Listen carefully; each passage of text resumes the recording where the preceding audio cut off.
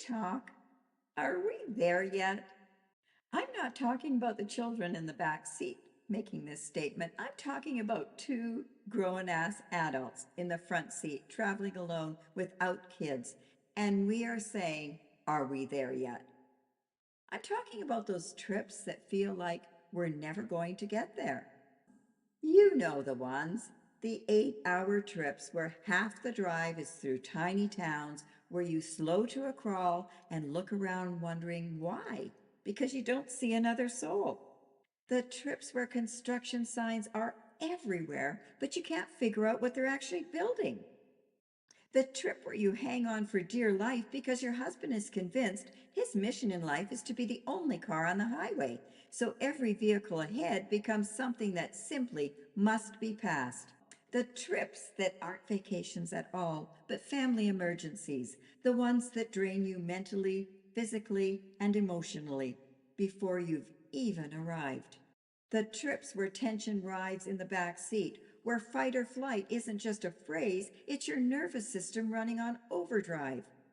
The trips where you're certain you've passed that same rock, that same lake, that same stand of trees 3 times already, and you start wondering if you're stuck on the world's biggest hamster wheel.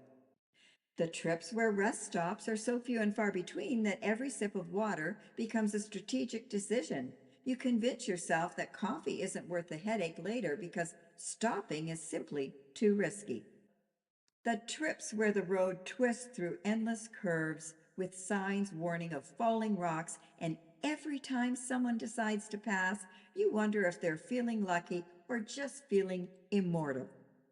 The trips where you're only an hour from your destination, yet somehow that last hour stretches into 3.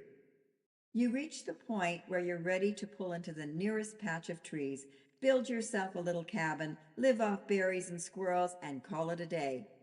And then you get there. You spend time with someone you love. You help when they need you. You laugh together. Maybe you cry together. You realize that every exhausting kilometer was worth it.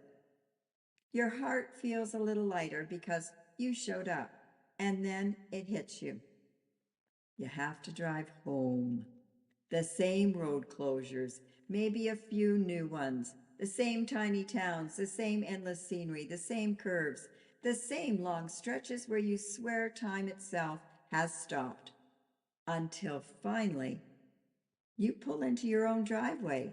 You smile. You're grateful to be home.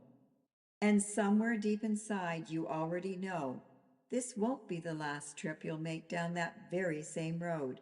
Because sometimes the hardest journeys aren't the ones we choose.